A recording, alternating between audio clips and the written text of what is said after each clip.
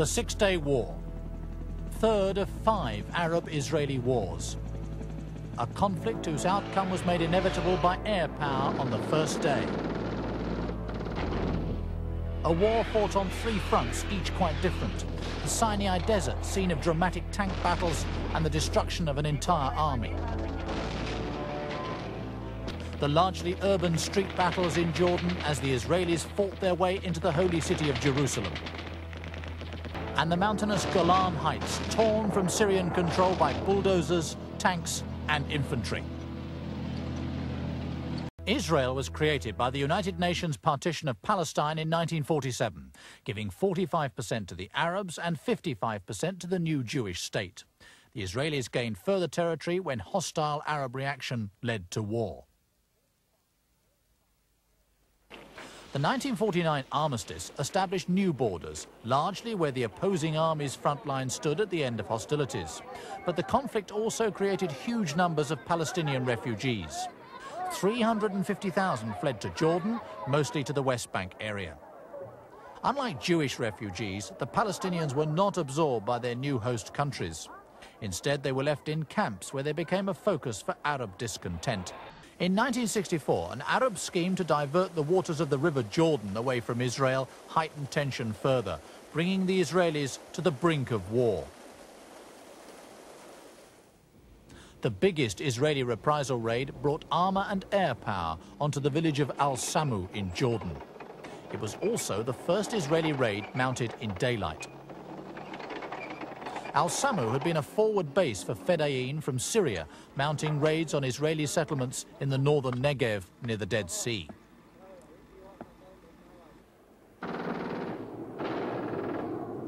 In April 1967, a major dogfight developed between Syria's Russian MiGs and Israel's French-built Mystères as the Israelis struck at Syrian artillery that had been shelling settlements. In a foretaste of the war soon to follow, 6 Syrian MiGs were lost. Alarmed, the Syrians sought Egyptian help. They responded by demanding withdrawal of the United Nations troops who'd been guarding Israel's southern border by occupying Sinai since the 1956 war. In mid-May, the United Nations Secretary-General U Thant unilaterally agreed to this demand and the crisis deepened. 3 days later, 7 Egyptian divisions with over 100,000 men and 1,000 tanks had massed along Israel's southwestern border. Huge armoured convoys were on the move too in Jordan.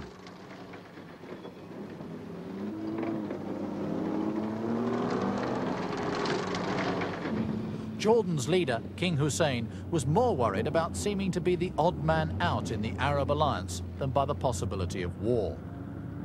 Within a week, Arab armies had massed at all Israeli borders, creating a crisis from which they hoped to gain political advantage. But as Arab war hysteria mounted, Egypt was unable to control that crisis and effectively backed Israel into a corner. The thousands who poured onto the streets were forcing action against the state they wanted to destroy for 2 decades. Israelis mobilized against what they saw as a clear threat. But time was vital. The Israelis couldn't keep their citizen army in uniform for much more than 2 weeks without endangering their economy. They also lacked the geographical depth to fight a defensive battle and then mount a successful counterattack.